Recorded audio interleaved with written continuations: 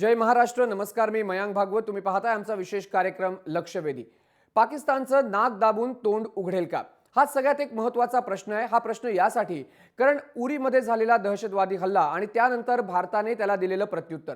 एक महत्त्वाचा प्रश्न असा या ठिकाणी उभा राहतो की पाकिस्तानला आपण डोसियर पुरवतो, पाकिस्तानला आपण पुरावे देतो दहशतवादाचे, मात्र नेहमीच पाकिस्तान आम्ही दहशतवादाला आमच्याकडे थारा देत नाही असं उत्तर देतं आणि मग सांगतं काश्मीरमध्ये अत्याचार भारत करतो.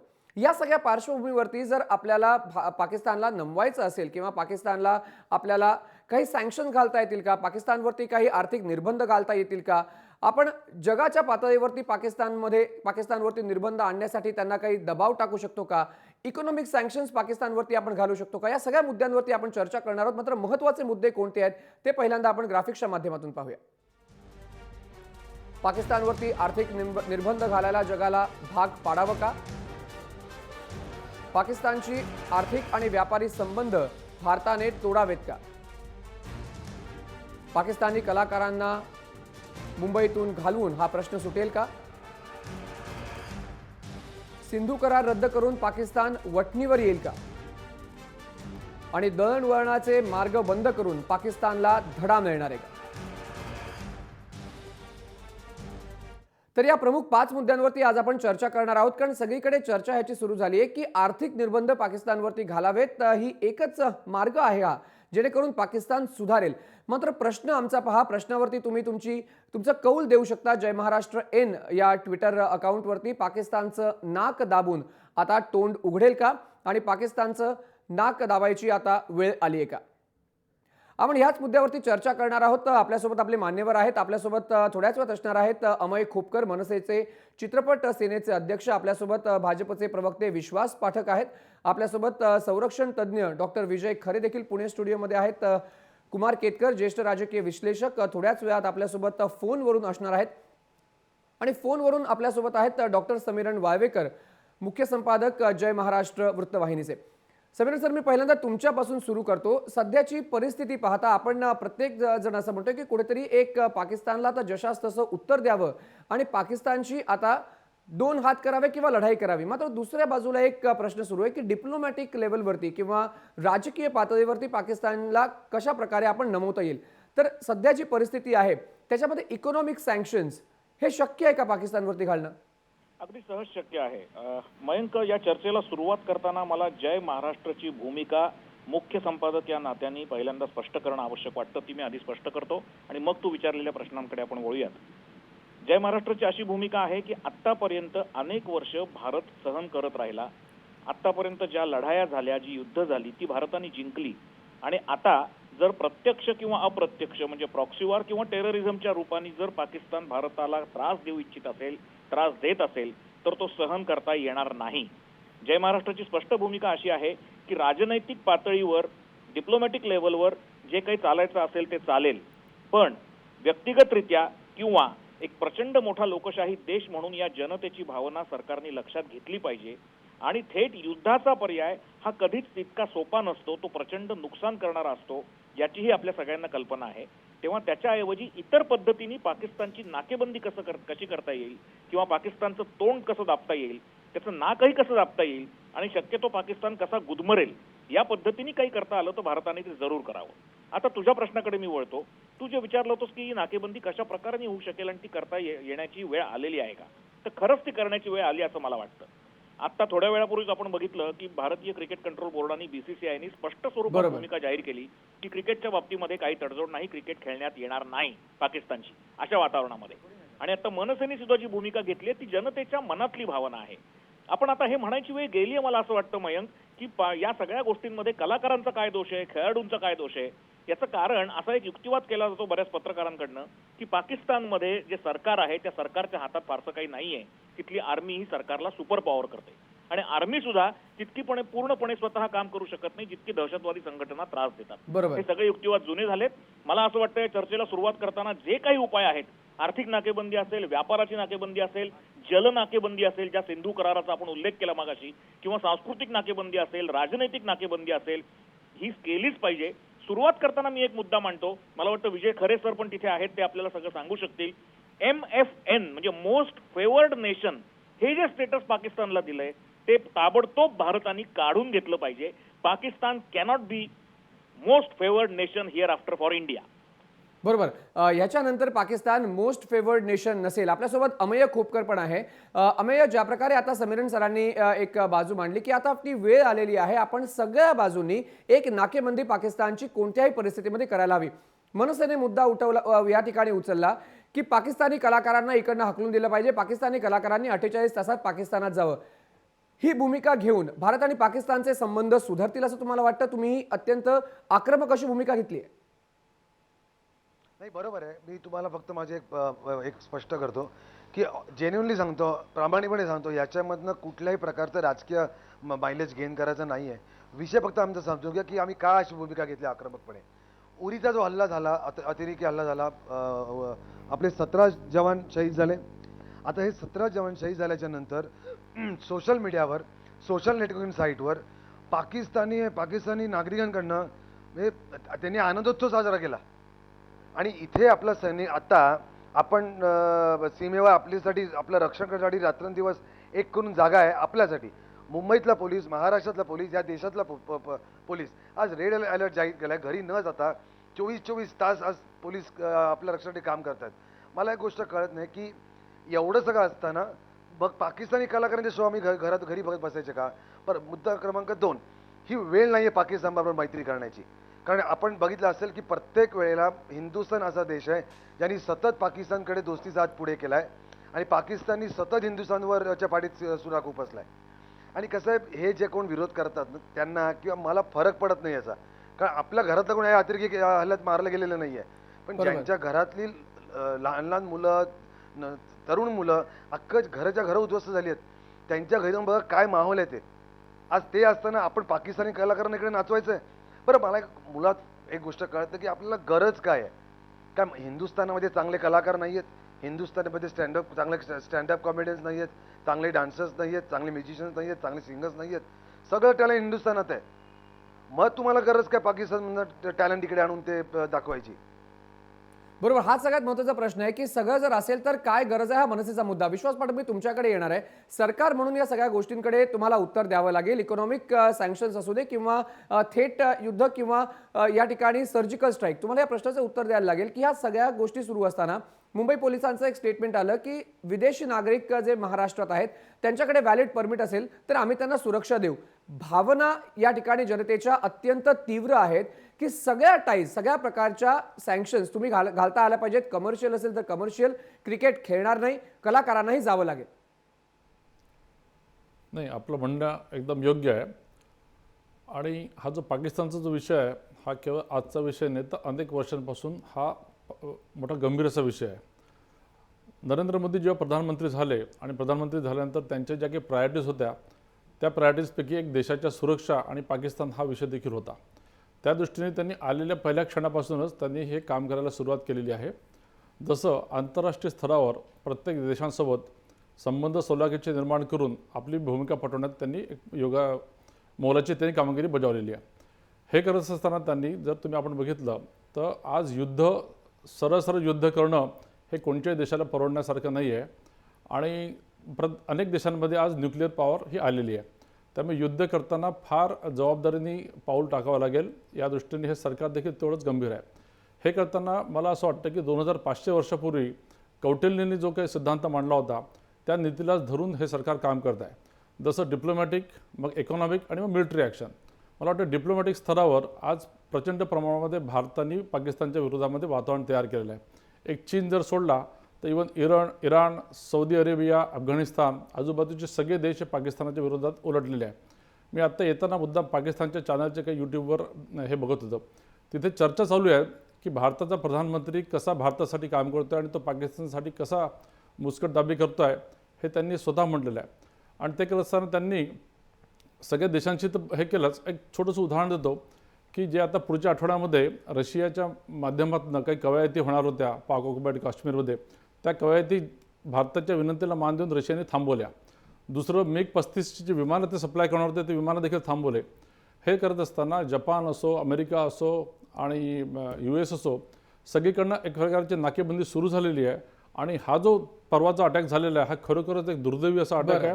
आणि मोदींनी असं म्हटलेलं आहे की ज्यांनी हे केलेलं त्याला मी सोडणार नाही, आणि मोदी जेव्हा म्हणतात ते करून दाखवतात आपण हे बघितलेलं आहे. बरं, खरंच ही नाकेबंदी सुरू झाली आहे का? मी विजय खरे सर तुमच्याकडे येणार आहे. तुम्ही डिफेन्स एक्सपर्ट आहात, तुम्हाला या सगळ्या गोष्टी ज्या आहेत त्या माहिती आहेत, तुम्हाला या सगळ्या गोष्टींमध्ये अभ्यास आहे. खरंच ही नाकेबंदी सुरू झाली आहे का? ज्या प्रकारे विश्वास पाठक म्हणतायत की रशियाने काही सँक्शन्स घातलेले आहेत, काही गोष्टी देणार नाही, जपान काही गोष्टी बोलत आहे, पण या खऱ्याच गोष्टी फक्त बोलण्यातच आहेत का ऍक्च्युअल आपल्याला काही या गोष्टी पाहायला मिळत आहेत?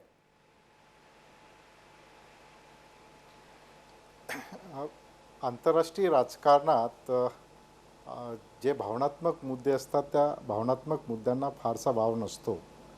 आपल्यासाठी आज काश्मीर प्रश्न आणि विशेषतः दहशतवादाचा जो पाकिस्तान क्रॉस बॉर्डर टेररिझम आहे हा प्रश्न सर्वात महत्त्वाचा आहे. आणि त्या अशा अतिशय महत्त्वाच्या प्रश्नावर भारतीय लोकांची भावना आणि त्यांच्या संवेदना ही समजून घेणं गरजेचं आहे. आणि त्यासाठी आपलं जे सरकार आहे ते काम करत आहे, यात काही शंका नाही. परंतु भावनात्मक पातळीवर पाकिस्तानचे आर्थिक कोंडी करता येईल का, किंवा पाण्याचा प्रश्न आपण थांबवता येईल का? पाणी वाटपाचा जो भारत पाकिस्तान समझोता आहे, जो झालेला आहे तो करार, तो शीतयुद्धाच्या कालखंडात ज्या कालखंडामध्ये संपूर्ण जग हे 2 विभागात विभागले गेलं होतं, त्यावेळेस तोच करारसुद्धा थर्ड पार्टी इन्व्हॉल्वमेंटच्या नुसार हा करार झालेला आहे. त्या ठिकाणी वर्ल्ड बँकेची इन्व्हॉल्वमेंट होती, त्या ठिकाणी तत्कालीन सोव्हिएत संघाचा इन्व्हॉल्वमेंट होती, त्याचबरोबर अमेरिकेचे इन्व्हॉल्वमेंट होती, आणि त्या दोन्ही राष्ट्रांमध्ये हा करार झालेला आहे. या कराराचे पॉझिटिव्ह आणि निगेटिव्ह असे दोन्ही इम्पॅक्ट्स आपल्याला पाहाव्यास मिळतात. 1960चा करार 2016मध्ये त्याचं उल्लंघन करून पाकिस्तानची पाण्याच्या प्रश्नाद्वारे नाकेबंदी करून आपण काय साध्य करू शकतो हा एक मोठा प्रश्न आहे. मला असं वाटतं की आपल्याकडे 26/11च्या हल्ल्यानंतर आणि आत्ता जो हल्ला केलेला आहे याचे सर्व प्रूफ्स आपल्याकडे आहेत.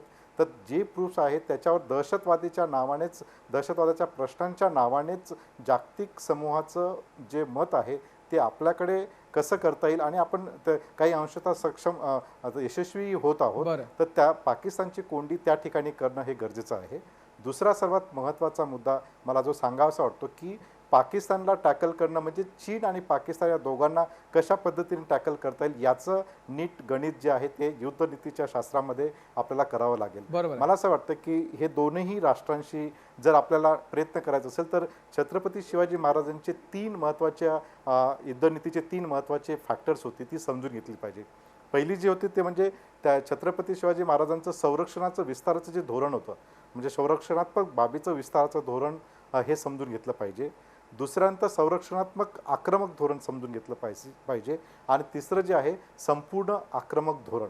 तर या 3 टप्प्यावर भारताने पाकिस्तान विरुद्ध आणि चीन सोबत आपलं युद्धनीती आखली पाहिजे. मला असं वाटतं की आपण या प्रश्नाकडे युद्धनीतीच्या चौकटीत बघितलं पाहिजे. केवळ पाकिस्तानच्या कलाकारांना किंवा क्रिकेट बंदी करून किंवा अशा पद्धतीने जर हा प्रश्न आपण त्याची चर्चा केली तर भारत पाकिस्तान हा संघर्ष निरंतर काळासाठी या संघर्षाचं निवारण आणि व्यवस्थापन आपण म्हणजे करू फक्त शकत भावनिक मुद्द्यांवरती चर्चा न करता आपण काही प्रॅक्टिकल मुद्द्यांवरती पण चर्चा केली पाहिजे. आणि ते मुद्दे कोणते आहेत तर हे अनेक मुद्दे की कशा प्रकारे आपण पाकिस्तानला कोंडीत पकडू शकतो. आपल्यासोबत कुमार केतकर सर देखील आहेत. केतकर सर, आपण इथे चर्चा करतोय, सगळ्यात महत्त्वाची गोष्ट म्हणजे एक चर्चा सुरू झाली, सिंधू करार रद्द केला, पाकिस्तानवरती तुम्ही सँक्शन आणू शकता, पाकिस्तानच्या कलाकारांना या ठिकाणून बाहेर काढा, 48 तासांचा अल्टिमेटम मनसेने दिला. पण ह्या सगळ्या गोष्टी करून खरंच तुम्हाला असं वाटतं की पाकिस्तानचं नाक दाबलं तर पाकिस्तानचं तोंड आता उघडणार आहे? नाही, पहिली गोष्ट म्हणजे या गोष्टींनी पाकिस्तानचं नाक दाबलं जाईल असं जे आपण गृहीत धरतोय तेच मला वाटतं अतिशय अपरिपक्व होण्याचं लक्षण आहे. कारण अशा पद्धतीने नाक दाबलं जात नाही हे जागतिक पातळीवरती याच्यापेक्षा मोठ्या मोठ्या घटनांमधून दिसून आलंय. अमेरिकेने फतवाच जवळजवळ काढला होता की इराणवरती पूर्ण बहिष्कार टाका. जगातल्या 2/3 देशांनी जे अमेरिकेच्या अंकितासारखे असतात त्या देशांनी बहिष्कार टाकला इराणवर. इराणचं काही फारसं नुकसान झालं नाही. कित्येक लोकांनी काळ्या बाजारात किंवा भूमिगत पद्धतीने इराणशी संबंध चालू ठेवले आणि ज्यांनी बंद केले त्यांचा काही फरक पडला नाही. शेवटी इराण आणि अमेरिकेची दोस्ती झाली आणि अमेरिकेने इराणला अनेक गोष्टी माफ केल्या. अशा प्रकारे बहिष्कार टाकून आपल्याला ज्याला पब्लिक रिलेशन व्हिक्ट्री म्हणतात, पब्लिक रिलेशन कॅम्पेन म्हणतात, त्याच्यामध्ये तुम्हाला मिळू शकेल, पब्लिक रिलेशन व्हिक्ट्री मिळू शकेल. प्रत्यक्षात पाकिस्तानचं नाक दाबलं जाईल अशा प्रकारची कोणतीही शक्यता अशा प्रकारचे क्रिकेट बंद करा, नाटकांना कोणी जाऊ नका. ज्या लोकांना पाकिस्तानला जायचा अनुभव आलेला आहे, मग ते आपले क्रिकेटवाले असतील, चित्रपट क्षेत्रातले असतील, त्या सगळ्यांचा अनुभव असा आहे, अतिशय उत्तम आहे की तिकडे आपल्याला 3 पातळ्यांवरती फरक करावा लागतो. आम्ही पाकिस्तानचा राजकीय वर्ग, पाकिस्तानचं सैन्य आणि ISIS म्हणजे आर्मी आणि ISIS आणि पाकिस्तानची जनता. पाकिस्तानच्या जनतेचा 2 गट आहेत. एक अगदी गरीब आहे, जो प्रचंड गरीब आहे, 60% गरीब आहे, आणि मग मध्यमवर्ग आणि उच्च मध्यमवर्ग. म्हणजे ह्या पातळीवरती 3 वेगवेगळे विचार आहेत. त्या प्रत्येकाचं म्हणणं वेगळं आहे. आर्मीचं म्हणणं वेगळं आहे, राजकीय वर्गाचं म्हणणं वेगळं आहे, इंटेलेक्च्युअल आणि आर्टिस्टांचं म्हणणं वेगळं आहे, सर्वसामान्य माणसांचं म्हणणं वेगळं आहे. इंटेलेक्च्युअल आणि आर्टिस्टांना इथे बंदी घालून काय फरक पडतो? ते सर्वसामान्य माणसालाही पडत नाही, तिकडच्या झोपडपट्टीतल्या, आणि सरकारलाही पडत नाही. 4 इंटेलेक्च्युअल गेले नाही, 4 क्रिकेटर गेले नाही, काही त्यात फरक पडत नाही. मला वाटतं ह्या गोष्टी ज्या आहेत या काही प्रमाणात मीडियामुळे आणि काही प्रमाणात बरोबर. मध्यमवर्गीय केतकर सर अपरिपक्वतामुळे. डॉक्टर समीरन वावेकरांना तुम्हाला एक प्रश्न विचारायचा आहे. केतकर सर, मला एक विचारायचं आहे की आतापर्यंत आपण असं म्हणत आलो की पाकिस्तानच्या जनतेचं मत हे निरागस मत असतं, त्याचा असं कोणी राज्यकर्त्यांशी म्हटलं काही नाही. संबंध नाही, कारण राज्यकर्ते हे निवडून जनतेने दिलेले असले नाही, तरी नाही, तिथली जनता सूत्र निवडून देते. नाही, मग नाही, तुम्हाला काय मला वाटतं? फक्त एक मोदींना प्रश्न सगळ्या पूर्ण निवडून करू द्या. केतकर सर, मला एक प्रश्न पूर्ण करू द्या. काय होतं की प्रत्येक वेळेला डिप्लोमॅटिकली विचार करताना जनतेचा काही दोष नाहीये आणि सरकारच्या हातामध्ये तिथल्या काही सूत्र नाहीयेत, ती सगळी आर्मीच्या हातात आहेत, आणि दहशतवादी ह्या आर्मीच्या हातात नाहीयेत. हे तिघही जर एकमेकांच्या हातात नसतील आणि जवान जर भारतीय मरत असतील तर शेवटी लढायचंय कोणाला भारताशी? जनतेशी लढायचंय का तिथल्या सरकारशी लढायचंय का दहशतवादाशी लढायचंय? इनफॅक्ट पाकिस्तान नक्की चालवतंय कोण? ते जर सरकार चालवत असेल तर सरकार विरुद्ध लढायला लागेल, त्याचे मार्ग वेगळे असतील. पण दहशतवादी जर ते हे सगळ्या गोष्टी करत असतील आणि त्यांचा कंट्रोल जर जनतेकडे किंवा तिथल्या सरकारकडे नसेल तर दहशतवाद्यांना त्यांच्याच भाषेत उत्तर देण्यात चूक ते काय आहे? मला वाटतं की समीर, या प्रकारच्या वादातनं हा प्रश्न सुटणारा नाही. जगभर काय पहिल्यांदाच अशी परिस्थिती काही या 2च देशांमध्ये, भारत आणि पाकिस्तान? अशी परिस्थिती रशिया आणि अमेरिकेत नव्हती, अशी परिस्थिती युरोपमध्ये नव्हती, जर्मनी आणि इंग्लंडमध्ये आणि फ्रान्समध्ये. अगदी हिटलर असताना, हिटलरच्या युद्धाच्या फक्त 1 महिना अगोदर चेंबरलेन, ब्रिटनचा प्राईम मिनिस्टर, जर्मनीत गेला होता ट्रेड बद्दल चर्चा करायला, आणि तिकडे नंतर महायुद्ध झालं. भारत पाकिस्तान हे काय जगात 2च देश आहेत का युद्ध पातळीवरती एकमेकांची शत्रुत्व बाळगणारे? बरोबर. मला वाटतं आपल्याला काहीतरी तारतम्य बाळगलं पाहिजे. ह्या सगळ्या गरजा तू ज्या म्हणतोस ते प्रश्न बरोबर आहे की लोकांनी निवडून दिलाय ना, लोकांनी निवडून दिलाय. आपल्या देशात मोदींना पण निवडून दिलंय ना, लोकांनीच निवडून दिलंय ना. 31% लोकांनी निवडून दिलंय, 69% लोकांनी मतं दिलेली नाहीत मोदींना. म्हणून त्या 31% लोकांच्या सरकारनी सगळ्या 69% लोकांच्या वतीने बोलायचं नसतं. तेच पाकिस्तानला लागू आहे, तेच अमेरिकेला लागू आहे, तेच रशियाला लागू आहे, तेच सगळ्या देशांना लागू आहे. आपल्याला बरोबर. एक तारतम्याने विचार करताना सबंध समाज तुमच्या विरुद्ध आहे अशा प्रकारचं चित्र निर्माण करून आपण साधतो काय? मनमोहन सिंगचा जन्म पूर्वीच्या पाकिस्तानमध्ये आहे, एल के अडवाणींचा जन्म पूर्वीच्या पाकिस्तानमध्ये आहे, बलराम जाखरचा जन्म पूर्वीच्या पाकिस्तानमध्ये आहे, राज कपूर फॅमिलीचं तिकडे घर आहे, देवानंदचा जन्म तिकडे आहे, दिलीप कुमारांचा जन्म तिकडे आहे, शाहरुख खानची जुनी फॅमिली तिकडे आहे. भारत आणि पाकिस्तान यांचे संबंध अशा प्रकारचे संबंध रशिया आणि अमेरिकेचे नव्हते. बरोबर. तरी सुद्धा रशिया आणि अमेरिकेने कधीही वाटाघाटी बंद केले नाहीत. कधी त्यांनी एक्सेप्ट 2 ऑलिम्पिकला ज्यावेळेला एकदा रशियाने अमेरिकेने बॅन टाकला, त्याची इतरही कारणं होती, पण नाहीतर Russian artist, Russian ballet artist, Russian opera artist, Russian नाटकं अमेरिकेत अगदी बरोबर. शीतयुद्ध टोकाला पोहोचलेलं सण सुद्धा होत होतं. बरोबर. म्हणजे केतकर सर, कुठल्याही परिस्थितीमध्ये संस्कृतीला किंवा कलाकारांना याच्यामध्ये आणून फायदा नाही. मी अमय खोपकरकडे जातो. अमय, हाच सगळ्यात महत्त्वाचा प्रश्न आहे. ज्या प्रकारे कुमार केतकर सर यांनी प्रश्न उपस्थित केलेला आहे किंवा विजय खरे सरांनी, कलाकारांना बॅन करून किंवा कलाकारांना इकडनं बाहेर पाठवून आपण भारत आणि पाकिस्तानमध्ये संबंध काही सलोख्याचे होणार नाहीयेत, मग फक्त भावनिक मुद्द्यावरती तुम्ही आक्रमक का होताय? नाही, मला वाटतं 2 मिनिटं कट करता बोलू द्यात. मला फक्त केतकर सरांचे मला केतकर सरांचं म्हणणं पटतं. सर म्हणाले की हे आंदोलन करून काय पाकिस्तानचं नाक दाबल्यावर तोंड उघडणार नाही, मला मान्य आहे. आपण एक सर विशेष समजून घ्या. काही वर्षापूर्वी 26 अकराचा हल्ला झाला, त्याच्या आधी हेडली मुंबईत आला. हेडली मुंबईत आल्याच्यानंतर त्यांनी रेकी केली आणि गेल्यामध्ये जे काय हल्ला झाला तो. मला एक सांगा की आता हे जे कोण पाकिस्तानी कलाकार मुंबईत आहे, उदाहरणार्थ एक पाकिस्तानी कलाकार समज अंधेरीला शूटिंग करतोय, सर तिकडच्या लोकल पोलीस स्टेशनला माहिती नव्हतं की माझ्या एरियामध्ये हा पाकिस्तानी कलाकार शूटिंग करतोय, तो ह्या दिवशी आलाय, तो ह्या दिवशी जाणार आहे, तो ह्या हॉटेलमध्ये राहतोय आणि तो ह्यांच्या विजावर आलाय. सर आपल्या इकडच्या पोलिसांना कलाकार कधी आला कधी गेला याची माहिती नसते. मी सगळ्याच कलाकारांना ब्लेम नाही करणार, पण उद्या समज एखादा कलाकार इथे आला, त्याचे काय काम करता करता त्यांनी रेकी केली आणि परत गेला आणि अशा प्रकारचा अजून एक हल्ला झाला, तर याची जबाबदारी इकडचे कोण घ्यायला तयार आहे का? तर नाही. हा झाला माझा पहिला मुद्दा. दुसरा मुद्दा असा आहे की आपण म्हणतो की कला आणि राजकारण मान्य आहे ना, कला आणि राजकारण ह्या दोन वेगवेगळ्या गोष्टी आहेत. पण जी कला आमच्या देशाच्या मुळावर येते ती कला आम्हाला नाही जोपासायची. आपले जेव्हा कलाकार बजरंगी भाईजानचा जो डिरेक्टर आहे तो मध्यंतरी पाकिस्तानला गेला होता. अख्ख्या जगाने बघितलं की त्याच्यावर काय पाकिस्तानच्या एअरपोर्टवर झालं ते. सोनू निगमचा शो होता एका ऑडिटोरियममध्ये, तिथे त्याच्या बाहेर बॉम्बला झाला होता. जर का तुम्ही अशा प्रकारची, ठीक आहे काही कलाकारांचा सन्मान होत देखील असेल, पण मला असं म्हणायचं की जर का अशा प्रकारची वागणूक आमच्या कलाकारांना मिळते आणि तरी आपण जर का यांच्यासाठी रेड कार्पेट टाकायचं तर हे कुठेतरी पटत नाही आहे. तिसरा माझा शेवटचा फक्त मुद्दा मला असं म्हणायचं आहे, पाकिस्तानी कलाकार इथे येतात, इथे काम करतात, त्यांना पेमेंट कुठे मिळतं? इथे त्यांचं बँक अकाउंट नाही आहे. त्यांना पेमेंट मिळतं दुबईला. दुबईवरनं तो पैसा रूट होतो पाकिस्तानला. मग तो जो इकडे कमवलेला जो पैसा आहे ते तो पाकिस्तानात जाऊन टॅक्स भरतात. पाकिस्तान जास्ती असं त्यांचा टॅक्स कोणाच्या विरोधात बरोबर. वापरतो तर हिंदुस्थानाच्या. म्हणजे त्या ज्या सगळ्या अतिरेकी कारवाया होतात त्या कारवाया करण्यासाठी जो तिकडचे लोक टॅक्स भरतात म्हणजे आपणच आपले मारेकरी आहोत का? आपण आपले मारेकरी आहोत का? ज्या प्रकारे आता मुद्दा उपस्थित केलेला आहे अमय खोपकर यांनी, मी विश्वास पाठक यांच्याकडे जातो. विश्वासजी, आता मनसेने ठरवलेला या संपूर्ण प्रकरणामध्ये की कोणत्याही परिस्थितीमध्ये आम्ही आक्रमक होणार. सरकारचे तुम्ही प्रवक्ते आहात, तर सरकार भाजपचं आहे. अशा परिस्थितीमध्ये सरकार काय करणार? संस्कृती एका बाजूला आहे, भावनिक मुद्दा एका बाजूला आहे, सरकारची काय भूमिका? मनसे त्यांच्या राजकीय घोडदौडीच्या त्या भूमिकेतनं त्यांचं ते बरोबर आहे, तत्कालीन त्यांचं आहे. मात्र सरकारवर तुम्ही बसल्यानंतर सरकार चालत असताना ज्या काही तुम्हाला तारतम्य बाळगायचं असतं, मला कुमार केतकर साहेबांचं ते बऱ्याच प्रमाणात पटलं की त्या गोष्टी या तुम्हाला पाळाव्याच लागतात. आता हे सगळं करत असताना तुम्हाला जर पाकिस्तानला धडा शिकवायचा असेल तर सर्वप्रथम तुम्हाला स्वतःला स्ट्रॉंग करणं आवश्यक आहे, स्वतःला मजबूत करणं आवश्यक आहे. आणि ते करताना आत्ता जो 1960चा पाण्याचा जो हा झाला विषय चर्चेत आला, तर त्या याच्यामध्ये ॲग्रीमेंटमध्ये एक क्लॉज देखील आहे की जेव्हा सार्वभौमत्वाचा प्रश्न येतो तेव्हा तुम्ही एखादी ॲक्शन घेऊ शकता. जसं अमेरिका आणि मेक्सिकोमध्ये हा विषय आला तेव्हा अमेरिकेने मेक्सिकोचं पाणी बंद केलं होतं. त्यामुळे ते पाणी बंद करणं असो चर्चा भरकटते मयांक, किंवा ज्याप्रमाणे आपण हे ठरवतील चर्चा भडकते की नाही. अमय, आणि मी तुमच्याकडे येतो. विश्वास पाठक यांना त्यांचं म्हणणं पूर्ण करू दे.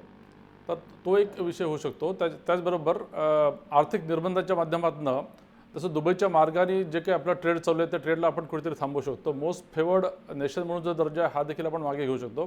त्याचबरोबर आज कॉटनचं सर्वात मोठं एक्सपोर्ट हे पाकिस्तानातून होत असतं. त्याला आपण किल करण्यासाठी आपण जिथे जिथे त्यांचा माल जातो तो आपला माल त्यांच्यापेक्षा कमी रेटमध्ये सरकारच्या सबसिडीच्या माध्यमातून असे देखील आपण काय की आर्थिक निर्बंध लागू शकतो.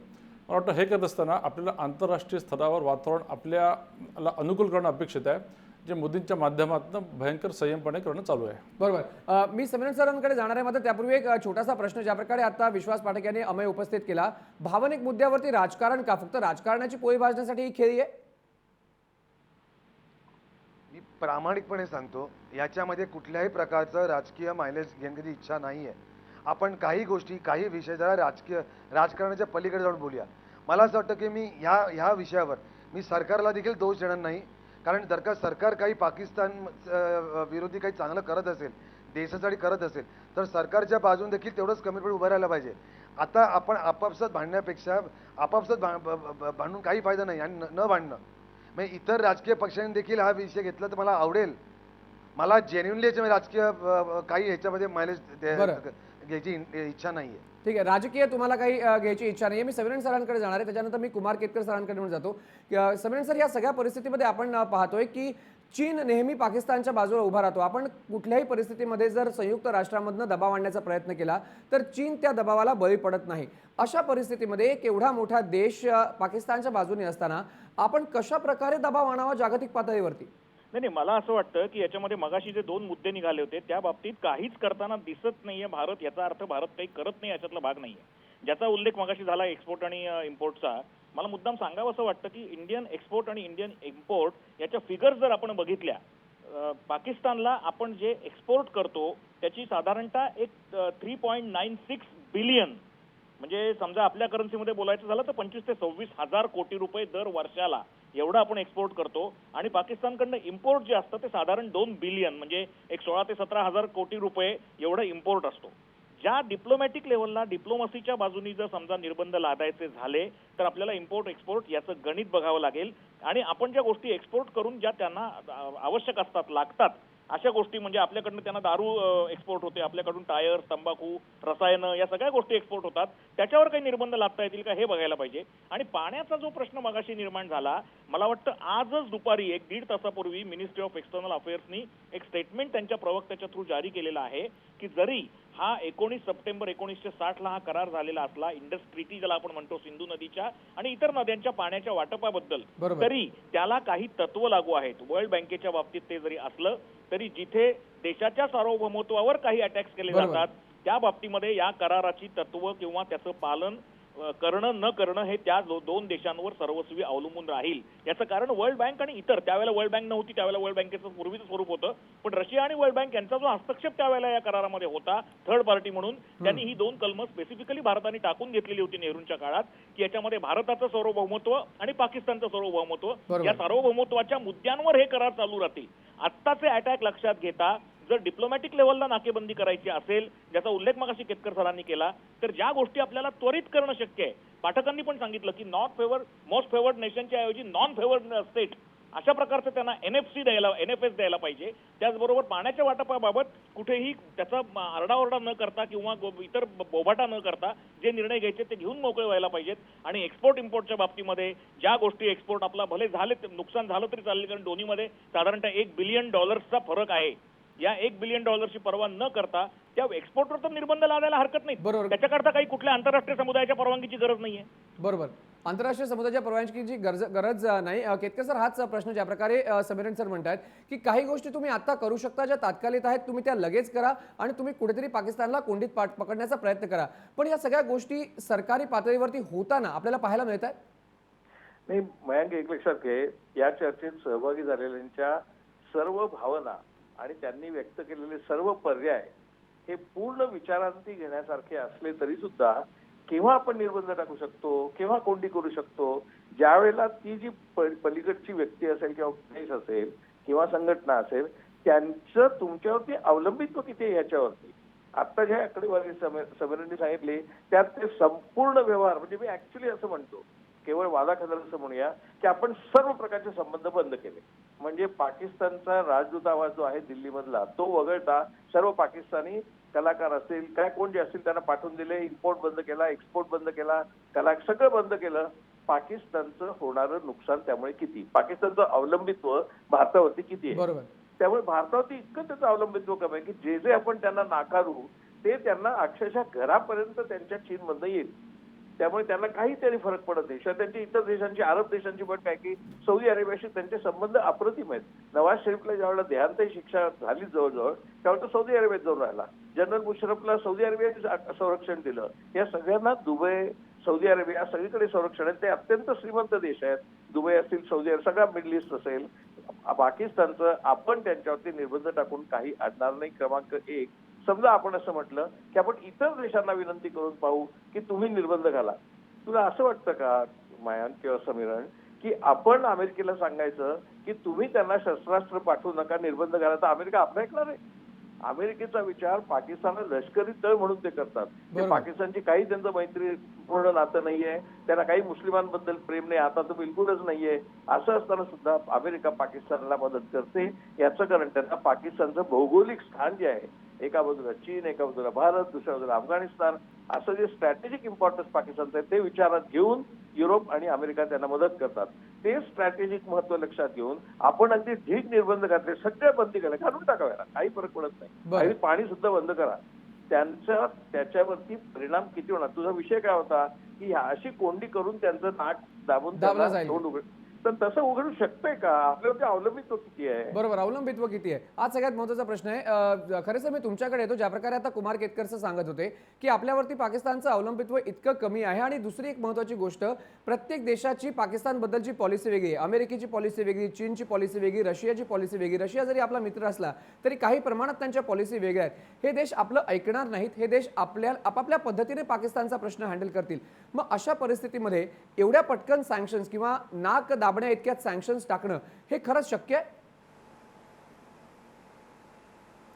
मला असं वाटतं की भारत पाकिस्तान या प्रश्नाकडे बघत असताना आपण दहशतवादाच्या निमित्ताने पाकिस्तानला आंतरराष्ट्रीय पातळीवर काही अंशतः आयसोलेशनमध्ये टाकू शकतो, परंतु पाणी वाटपासारखे प्रश्न असतील त्याच्यावर आपण काही सध्या तरी काही करू शकत नाही.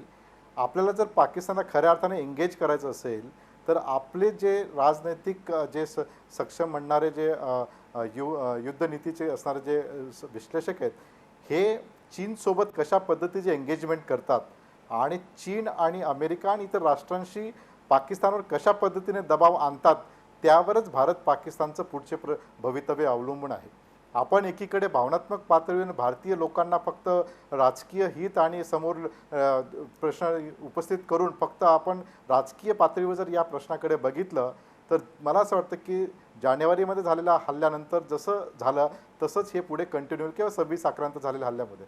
त्यामुळे आपल्याकडे असणारी जी स्ट्रॅटेजिक फळी आहे, स्ट्रॅटेजिक सामरिक विश्लेषकांची जी फळी आहे, यांचं आणि इतर जी कूटनीती आहे हे चीनमध्ये असणारे जे काही संरक्षण विश्लेषक आहे आणि त्यांचे राजनैतिक अधिकारी आहेत आणि अमेरिकेचे आहेत, यांच्यासोबत आपण एंगेजमेंट करून पाकिस्तानवर कशा पद्धतीने प्रेशर आणतो आणि मग त्याच्यावर त्यांच्या भूमिका काय असणार आहेत याच्यावरच भारत पाकिस्तानचे संबंध राहणार आहेत.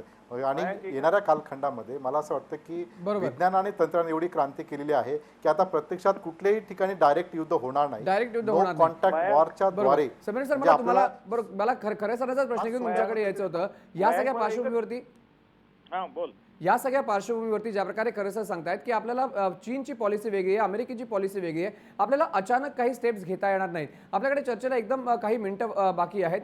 या सगळ्या एकच मुद्दा महत्वाचा आहे. हा सर. मयांक, बोला, केतकर सर बोला. नाही, अत्यंत साधी गोष्ट. 1999 मध्ये जून ते सप्टेंबरच्या काळामध्ये कारगिल युद्ध झालं. त्याच्यानंतर 2001 मध्ये आपल्या पार्लमेंटवरती हल्ला झाला. दोन्ही वेळेला एनडीएचं बीजेपी सरकार होतं. तरी सुद्धा 2002 मध्ये म्हणजे 6च महिन्यांनी आपण आग्र्याला मुशर्रफला बोलावलं आणि त्याच्याशी वाटाघाटी केल्या. त्याच वेळेला सुद्धा ह्या सर्व ज्या आपण आता चर्चा करतोय ना, त्या पार्लमेंटवरती हल्ला झाल्यानंतर आणि कारगिल नंतर या सगळ्या चर्चा तुम्ही त्यावेळेला आता एवढे मराठी चॅनल नव्हते, इंग्रजी चॅनल सुद्धा कमी होते, पण जिथे कुठे मिळतील तर तुम्ही पाहा तिथे पण आपण निर्बंध टाकूया, आपण परती हल्ला करूया, आपण त्यांचं टेररिस्ट सेंटर्स, हे सगळं जे आज आपण बोलतोय ना ते 99च्या जुलै ते सप्टेंबर मध्ये बोललोय. 2001 मध्ये पार्लमेंटमध्ये हल्ला झाला 13 डिसेंबरला, त्यावेळेला बोललोय. तरी सुद्धा 2002 साली आपण मुशर्रफबरोबर वाटाघाटी केल्या त्यांच्या लष्करशाबद्दल. त्यानंतर आपण लाहोर यात्रा, बस यात्रा सुरू केली. म्हणजे आपण मैत्रीचे संबंध वाजपेयींच्या काळामध्ये 1999 ते 2004 सगळ्यात जास्त वाढवले. उलट मनमोहन सिंगच्या काळात पण सर हे काँग्रेसच्या बाबतीत सुद्धा झालं. 2005च्या 8 ऑक्टोबरला जेव्हा पाकिस्तानमध्ये अर्थक्वेक झाला, भूकंप झाला, त्या 2005च्या आधी 3.5 महिने मुंबईमध्ये बॉम्बलास्ट झाले होते. त्याच्यानंतर 6च महिन्यांनी आपण तिकडे अर्थक्वेक झाल्यानंतर भारताने कित्येक हजार कोटी रुपयाची मदत त्यांना केली. एकट्या इन्फोसिसनी फक्त $2.25 कोटी डॉलर्सची मदत केलेली होती, इतर संस्थांनी मदत केली. तेव्हा काँग्रेस आणि भाजप दोघांच्याही सरकारच्या काळात हीच मैत्रीची डिप्लोमसी कायम राहिली आहे. याचा लोकांच्या डोक्यामध्ये संताप आहे. बरोबर. करणार काय त्याला? तुम्ही काय करू शकता का ह्याच्या पलीकडे? तुम्ही निर्बंध घालू शकत नाही. पाहिजे तर युद्ध करा. आता काही लोक परवा सांगत होते टीव्हीवर अणुयुद्ध झालं तरी हरकत नाही, बॉम्ब कसे, अशा भाषेने प्रश्न सुटत नाहीत दोन देशांमधले. मग अमेरिकेने रशियाचा प्रश्न केव्हाच मिटवला असता. रशियामध्ये अंतर्गत कलहातनं, अंतर्गत संघर्षातनं ज्यावेळेला अंतर्गत स्फोटांचा रशिया कोसळला त्यावेळेला तो तुम्ही म्हणता अमेरिकेचा विजय झाला, पण आता अमेरिकेत तो क्रायसिस सुरू आहे. अशा प्रकारे दोन देशातले प्रश्न आता ते त्या पद्धतीने सुटण्याचा काळ गेला. खरा तो कधीच नव्हता. दुसऱ्या महायुद्धातनं कोणताही प्रश्न सुटला नाही, पहिल्याही महायुद्धातनं दुसरा कोणता प्रश्न सुटला नाही. आपण पाकिस्तानची युद्ध कोण प्रश्न सुटणार नाही, त्याचप्रमाणे कोंडी कोण सुटणार नाही. आपल्याला सतत जागरूक राहणं, इंटेलिजन्सली जागरूक राहणं. आम्ही म्हणला की इकडे त्याचा आर्टिस्ट आला आणि तो प्रत्यक्षात स्पाय निघाला, तर मग आपली गुप्त यंत्रणा चांगली पाहिजे, आपली संरक्षण यंत्रणा चांगली पाहिजे. आपल्या त्या आता हे परवाची घटना जी झाली उरी मधली, त्याच्यामध्ये ते आले कसे 24 तास अगोदर आले होते असं म्हणतात. ते 24 गस्त का कोणी घालत नव्हतं तिथे? बरोबर. म्हणजे इंटरनल सिक्युरिटी, बरोबर. इंटरनल सिक्युरिटी हा प्रश्न सगळ्यात महत्वाचा आहे. आपल्याकडे अगदी 1 मिनिट आहे. समीरन सर, मी तुमच्याकडे येतो. आपण ज्या मुद्द्यांवरती आज प्रामुख्याने चर्चा करत होतो की आर्टिस्टला या ठिकाणून भारतामधनं पाठवून किंवा सिंधू करार रद्द करून किंवा येणाऱ्या काळामध्ये इकॉनॉमिक सँक्शन्स भारताकडून घालून भारताने त्यांना मदत नाही करायची हे करून, खरंच हे शक्य आहे का की भारत आणि पाकिस्तानचे संबंध हे सुदृढ होतील? नाही, भारत आणि पाकिस्तानचे संबंध हे कधीच पूर्णपणे सुदृढ होतील अशा भाबड्या आशेमध्ये आपण राहण्यात काही अर्थ नाहीये. आता केतकर सरांनी किंवा खरेंनी जे मुद्दे मांडले ते अगदी खरं आहे. आंतरराष्ट्रीय पातळीवरचा दबाव वाढवून पाकिस्तानची नाकेबंदी ही आंतरराष्ट्रीय स्तरावर केली गेली पाहिजे.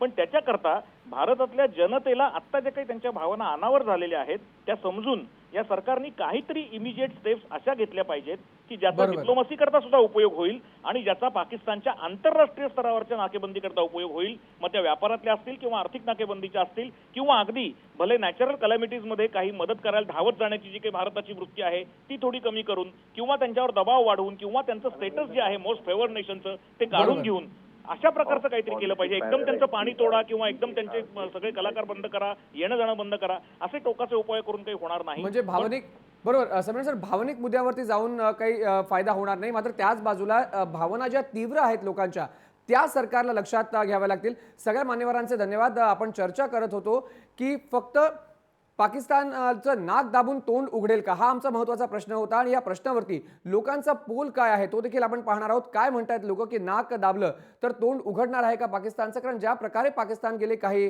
दिवस वागतो किंवा काही वर्ष पाकिस्तानचं आपण पाहतोय वागणं, 81 लोकांचं असं म्हणणं आहे की आता नाक दाबायची वेळ आलेली आहे तरच पाकिस्तानचं तोंड उघडेल.